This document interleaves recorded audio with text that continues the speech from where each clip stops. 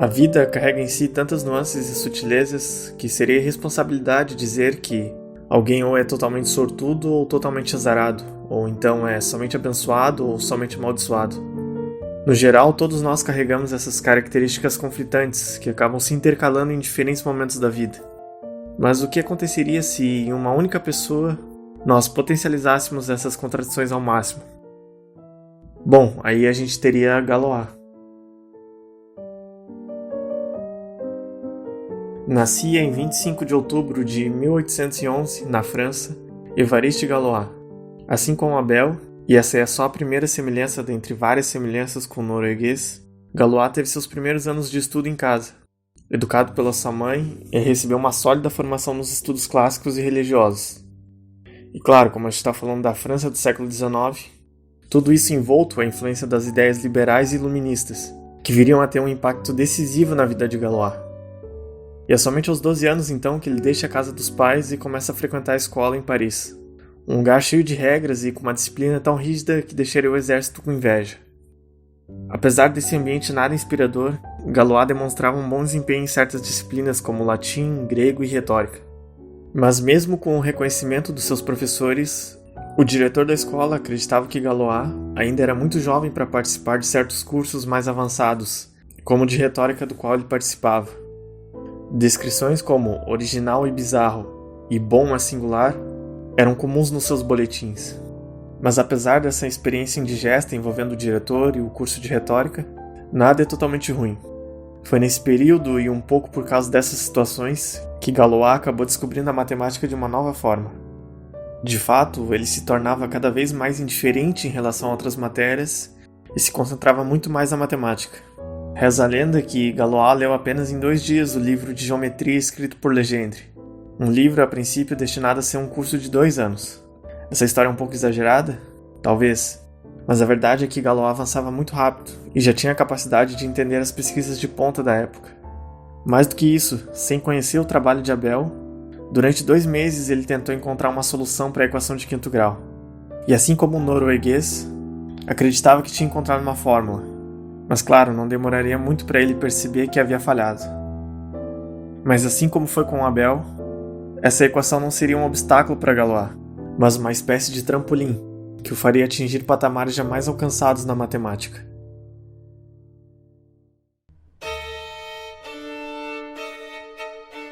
É verdade que Abel já havia demonstrado que não era possível ver uma fórmula geral para a equação de quinto grau. Mas ainda restava a seguinte questão: seria possível que cada equação específica possuísse sua própria fórmula particular? E esse foi o trabalho de Galois ao introduzir não somente as bases da teoria de grupos, mas também daquilo que viria a ser conhecida como teoria de Galois, que segundo o matemático Peter Newman é a teoria moderna das equações. Descrever essa teoria, mesmo que de modo superficial, é um trabalho complicado, já que só para começar a estudar a teoria vai custar mais ou menos uns 3 cursos de álgebra de graduação. Mas o que a gente pode afirmar é que Galois conseguiu associar com cada equação uma espécie de código genético dessa equação, o grupo de Galois, e demonstrar que as propriedades do grupo de Galois determinam se a equação é solúvel ou não por uma fórmula. A simetria dessa forma se tornou o conceito central, e o grupo de Galois é uma medida direta das propriedades de simetria de uma equação. Ou seja, todo o trabalho que Abel teve para mostrar que a equação de quinto grau não possui uma fórmula é simplesmente reduzido a um caso particular da teoria de Galois. Esse é o poder da teoria. Detalhe que, quando ele descobriu isso tudo, ele já estava um pouco velho. Ele tinha 17 anos.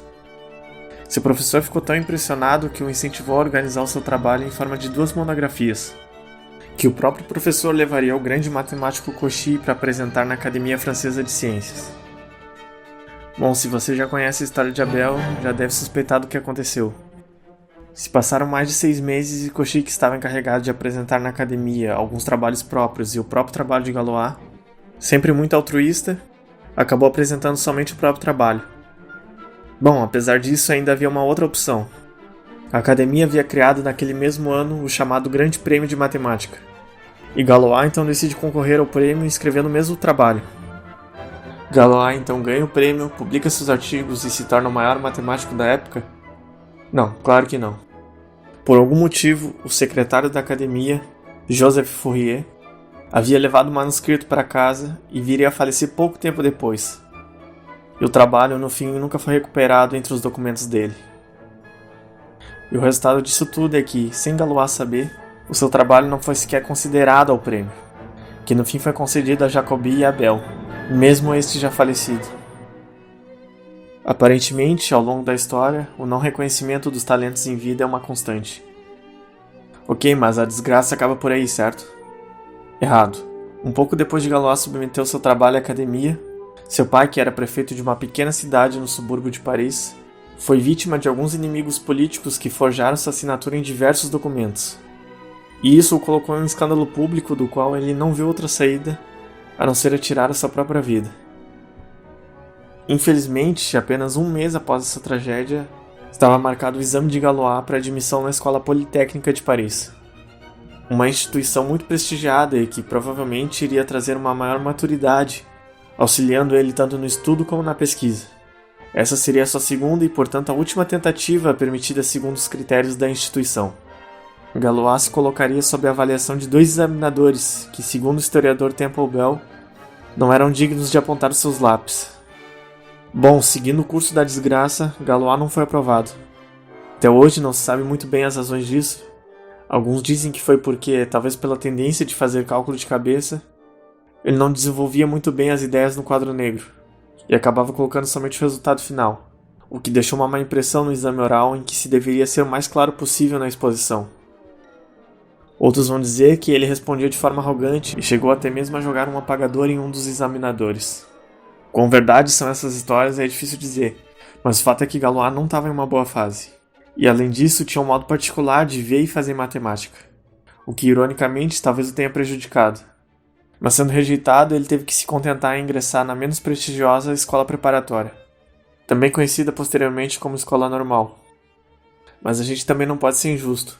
Galois viu sim alguns frutos do seu trabalho. No ano de 1830 ele publicou 3 artigos, 2 sobre equações e 1 sobre teoria dos números em uma importante revista. E seu nome figurava junto de matemáticos de destaque como Cauchy, o que provavelmente lhe trouxe alguma satisfação.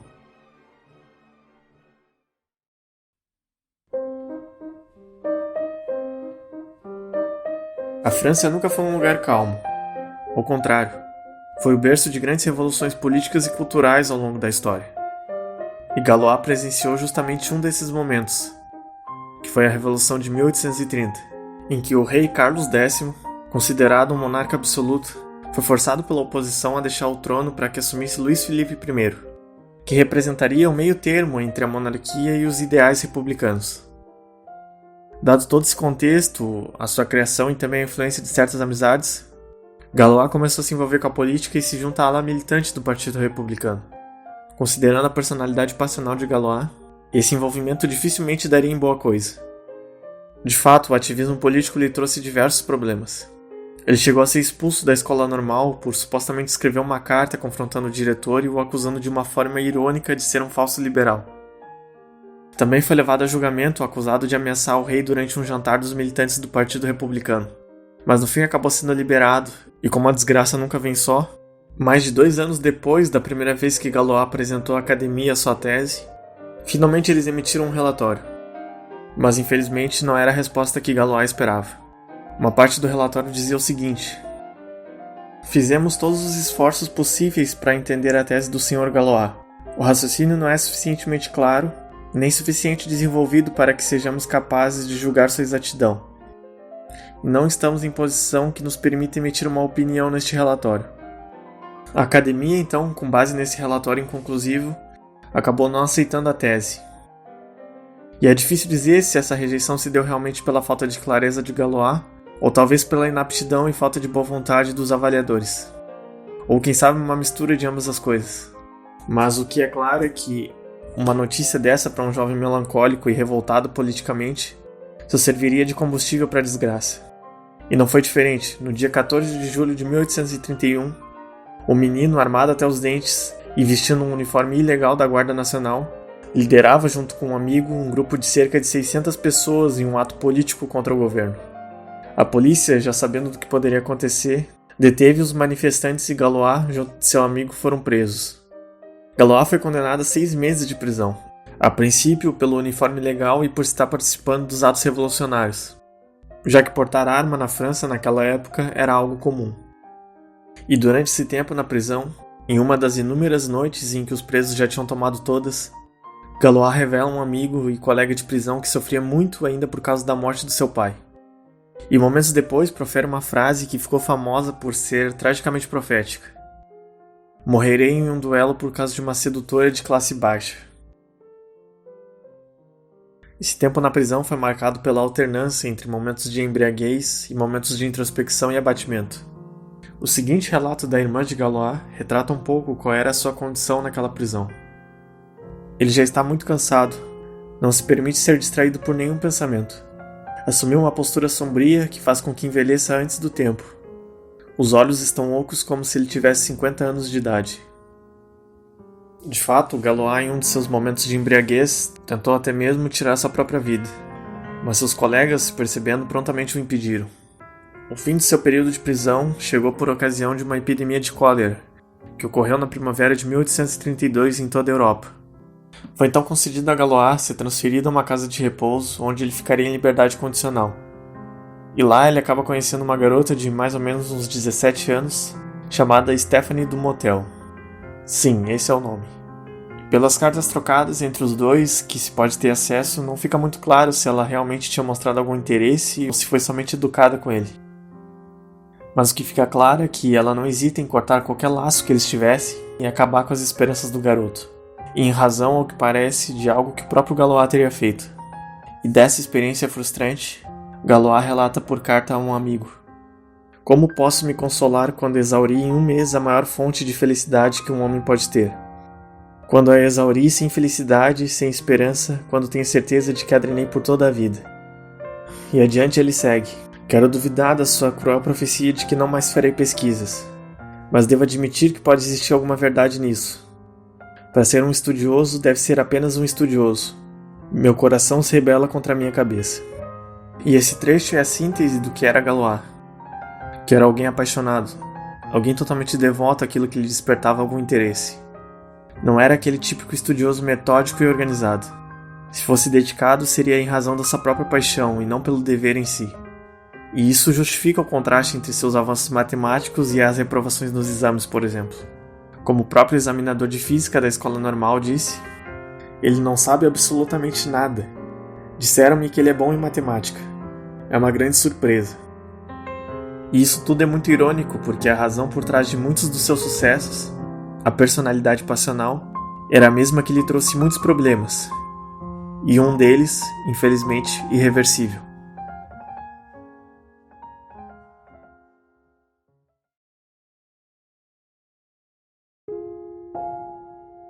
Boa parte dos eventos que cercam a morte de Galois ainda são um mistério.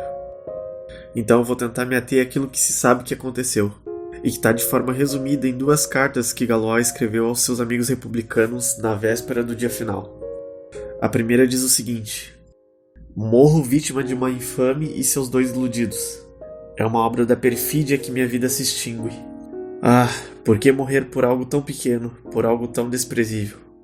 O céu é testemunha de que somente constrangido e forçado é que cedi a uma provocação que tentei evitar por todos os meios. Arrependo-me de ter contado uma perniciosa verdade a homens com tão pequena capacidade de ouvi-la calmamente. No entanto, contei a verdade. Levo comigo para o túmulo uma consciência sem mentiras, imaculada de sangue patriótico. Adeus, o que me manteve vivo foi o bem público. Perdoem aqueles que me matam. Agem de boa fé." E a segunda carta segue: "Meus bons amigos, fui provocado a um duelo por 2 patriotas. Minha recusa é impossível. Rogo por seu perdão por não ter informado nenhum de vocês, mas meus adversários exigiram por minha honra que não informasse nenhum patriota.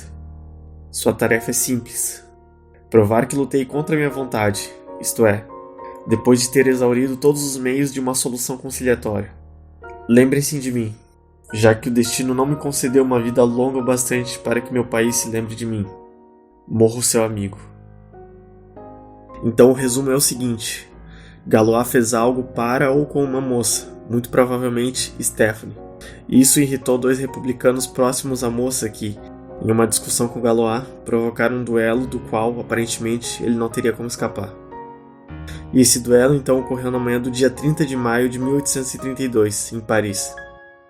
Das duas pistolas que Galois e um dos desafiantes utilizariam, apenas uma estaria carregada, sendo o acaso responsável pelo fim de um deles. E dada a sina do garoto, não poderia ser diferente. Para a infelicidade do mundo, a vítima foi Galois. A uma distância de mais ou menos 25 passos do seu oponente, Galois sofre um disparo que atravessa seu abdômen pela lateral, perfurando diversas partes do seu intestino.